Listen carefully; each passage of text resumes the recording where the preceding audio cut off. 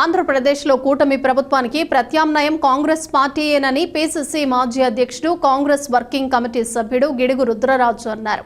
ఇటీవల ఎన్నికల్లో 11 సీట్లు వచ్చినా వైసీపీ అసెంబ్లీ సమావేశాలకు వెళ్లే పరిస్థితి లేనందున ఇక ప్రజల తరపున పోరాడేది కాంగ్రెస్ మాత్రమేనని చెప్పారు. స్థానిక సంస్థల ఎన్నికల నాటికి పార్టీని బలోపేతం చేయడానికి కృషి చేస్తున్నామన్నారు. రాజమండ్రి ప్రెస్ క్లబ్లో బుధవారం జరిగిన మీడియా సమావేశంలో ఆయన మాట్లాడుతూ వైసీపీలో ఉన్న పాత మిత్రులను తిరిగి కాంగ్రెస్లోకి ఆహ్వానిస్తున్నామన్నారు. స్థానిక సంస్థల ఎన్నికలకు సమాయత్తమవుతున్నామని చెప్పారు.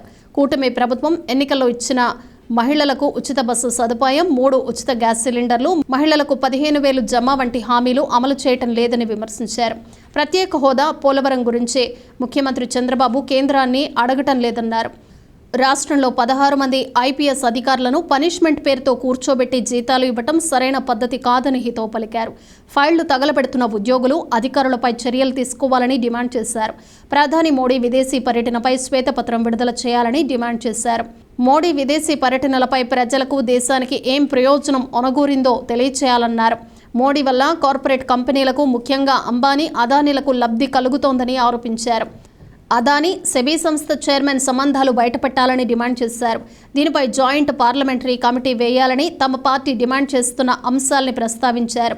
రాజమండ్రి సిటీ అధ్యక్షుడు Balepalli Muralidhar, city incharge Boda Venkat, senior నాయకులు టీకే విశ్వేశ్వరరెడ్డి, కిషోర్ జైన్, చింతాడ వెంకటేశ్వరరావు, అబ్దుల్లా షరీఫ్, షాహెన్ షా, బాలాజీ శర్మ తదితరులు పాల్గొన్నారు. కేంద్రంలో అధికారంలో ఉన్నటువంటి భారతీయ జనతా పార్టీ ప్రభుత్వం, నరేంద్ర మోడీ గారు గడిచినటువంటి 10 సంవత్సరాలు పూర్తి చేసుకుని 11వ సంవత్సరంలో అడుగుపెట్టారు. ఈ 11 సంవత్సరాల కాలంలో ప్రపంచవ్యాప్తంగా అనేకమైనటువంటి దేశాలకి వారు అధికారికంగా పర్యటన చేయడం జరిగింది. కాంగ్రెస్ పార్టీగా మేము డిమాండ్ చేస్తున్నాం,